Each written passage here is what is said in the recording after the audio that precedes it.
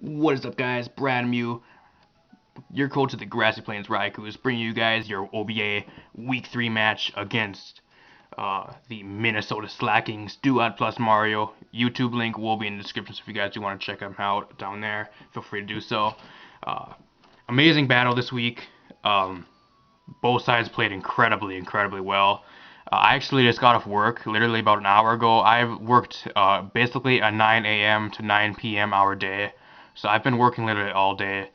Uh, got only about 4 hours of sleep last night, so I am super tired. I am so beat. After this, I'm just gonna go lay down and go to bed. So I gotta work 10 to 5 tomorrow. So I'm just killing myself at work basically lately, but still got this battle around. To be honest, I thought actually it was going to be a draw battle because the times we scheduled 2 times before, and both times my opponent was not able to meet those times. So I really thought there was going to be a draw battle because we were not going to get it done in time. But we actually did get it done tonight. Got it done after I got home from work. Super beat on my part, so my opponent did have advantage psychologically. Um, Bringing a weird kind of team this week. My opponent did have a Mega Altaria. He could have brought as well. He had a Trevenant. He has some other stuff he could bring as well. Definitely my opponent's biggest threat to my team is his Mamoswine. My Mamoswine is really, or his really, Mamoswine is really countering to my team. So I really need to prepare for that thing. That's the thing I am most prepared of. Another thing, which is Gallade, which was really able to rip through my team. Very prepared for that as well. Everything else, though, on his draft, I really had a counter for, so I wasn't really too worried about it. There was always ways to play around it. I have to really get into this battle, though, because this is a very long battle. I will say the sets in the battle, so you guys do know the sets. Poliwrath, definitely one of the MVPs for this battle. Running a Rest Chestoberry, defensive, max defense, max HP Poliwrath this week, specifically to counter Mamoswine. That's really this focus of this Poliwrath, is to counter Mamoswine. That's the only thing I really created for. Running the Scald, Ice Beam, Rest, and Power Up Punch. Didn't really know a fourth move to really put on it, so I just threw up the Power Up Punch on there just to get super effective damage, get a +1 on something. Probably it's 4 times effective on or something. So he's gonna go right out into Gallade. I actually predicted his Mamoswine lead, so I leave my Poliwrath. Very good play on my part. Gonna go for the Skull to get some decent damage with a crit. I do predict a Psycho Cut here. Gonna switch out to Rotom. Rotom at this point was the least valuable thing. I did not really have a super like 100% counter to Gallade on this thing, on this team. So that's why I really had to switch around on that thing. Rotom is probably the loser of this battle because it misses two crucial blizzards in this match. Running a max special attack, max speed Rotom Modest Nature with the Thunder Wave, Volt Switch, Thunderbolt, and Blizzard this week as well. Heatran 100% walls Mawile at this point, which I absolutely know because it does not get any type of ground type moves. The best thing it can really get to hit my Scissor as well is only Fire Fang. So if he's not carrying Fire Fang, my Scissor does wall it as well. So that's the only thing I really have to look out at that point for this. At this point, I knew he was leftovers, so I'm assuming it's either a defensive or a special defensive set on that thing. So no reason not to click Lava Plume at this point. He does go out into his Crocodile, which that does absolutely a lot of damage. It actually does 50%. So I know this is an offensive Crocodile, judging it does have Moxie, not the Intimidate. So I'm going to go into my Scissor here. My Scissor was the best thing at this point. I knew he's either going to go for a knockoff or an Earthquake. I can eat one. And retaliate with a Bullet Punch at this point. Since he is not defensive, he is probably max attack, max speed, either Jolly or Adamant. I am able to take him out with a Bullet Punch right here. So this Crocodile is going to go down pretty early in the match. It really does put a lot of pressure on my team as well. But so having that thing gone early is very good for us. He actually has a Zeus of his own, so it's going to be Girl Zeus versus Boy Zeus in this match as well. Because I also did bring my Jolteon to this match. Right here, I actually predicted either a Volt Switch. There was really no way you switch in a Thunderous Eye without detecting a Hidden Power Fire. So that's really one of the things I detected. Either was going to go for a Thunderbolt, Volt Switch, or a HP Fire. Do predict that right. And he does switch out after that. So I either know he's Choice Bandit or not Choice Bandit, Choice Scarfed or Choice Specs Thunderous Eye. So that's good information to know. He does go out into his Muck here. So I'm assuming this is probably a special defensive wall on his team.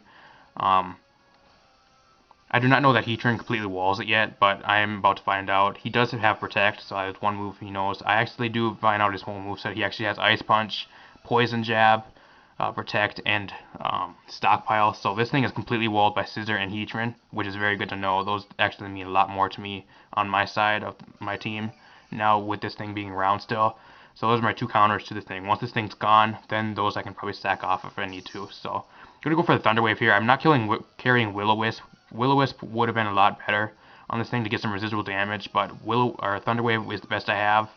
I also could try scouting for a burn with Heatran, but I really did not want to wait and get a burn. I wanted instant hacks. I guess not instant hacks, but I guess chance to get instant hacks. So that's why I go for Thunder Wave. Gonna take a big risk. Go for the Volt Switch. If he would have brought his Mamoswine in, I would have been in very big trouble. He's going to go for a Stockpile here. At this point, I know he's a Stockpile set, so if he's not running Fire Punch, my Scissor completely walls it. I take a big risk here. If he runs Fire Punch, this thing could possibly run through my team. If he is carrying Earthquake as well. I think this thing gets Earthquake. Not 100% sure. I just looked at it a little bit ago, I just forgot. But gonna go to Scissor here. He does have the Protect, so gonna go for an Iron Head and see how much it does. He has that +1, so he does have Ice Punch, which he shows me. I'm assuming he has, at this point, I'm assuming he does not have Fire Punch since he's going for Ice Punch.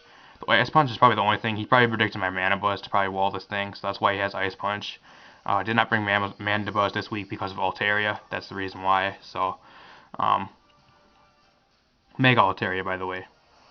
The only reason really why I brought Scissor too is because it does a lot of work to its team once I am set up. If I set up +2, it really sweeps his team, barring the Mawile and the Muck. So that's really the only two things on this draft that really kind of walled Scissor.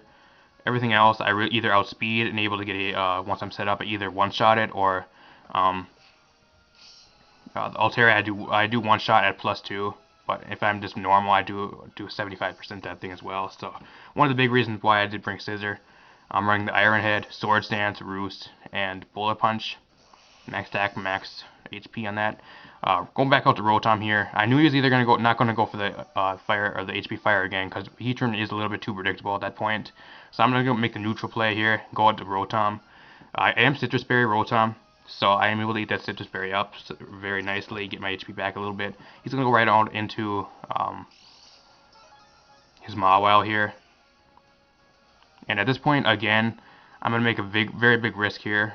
Go for the Volt Switch, because he does have the ground immunity still in Mamoswine, so that's why it's kind of a big risk for me still. Don't want to really be switching out and doing Thunder move or Electric moves too much, because then he might predict it at one of these points. Going to go right out to Heatran, since I know Heatran at this point really does wall this thing. Does not get any form of ground type move, so best thing this actually can do to me is probably Sucker Punch. So I resist both of its stabs as well. He's forced to switch out here. He actually sets up the Stealth Rocks, which just kind of sucks, because my Jolteon is Focus Sash, so my Sash is broken now. The Focus Sash was meant in case I do come up against Mamoswine. I'm able to eat up an Earthquake and retaliate with probably Hidden Power Ice or a Shadow Ball if it's at low HP. That's basically the only thing the Focus Sash was for.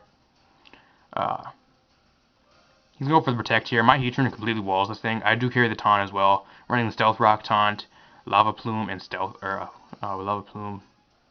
Shit, what was it again? Stealth Rock, Lava Plume, Taunt. I forgot my last move. Never mind. I just had that a little bit ago, but I forgot my last move. I'll probably just remember it on later in the match. But I'm just going. There's no reason to not go for the Lava Plume. He predicts a Taunt and goes out into Gallade. I really did not think rocks were really required for his side, because a lot of stuff that really doesn't take too much except for the Thundurus, but as I find out in the later of the match, rocks are going to be very important coming into the later stages of the ending of the match, so I really need to get my rocks up towards at the end. Late games rocks are one of the reasons why we do win this as well.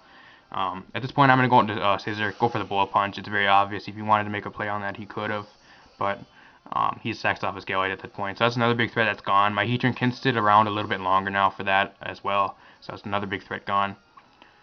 I'm going to go for a Bullet Punch here. I was assuming this thing probably was Focus Sash. He's just going to go for an Earthquake. I am able to take one Earthquake, surprisingly. But he does have the Ice Shard, so at least I know he's not choiced at this point. So I'm assuming it was Focus Sash, Mamoswine.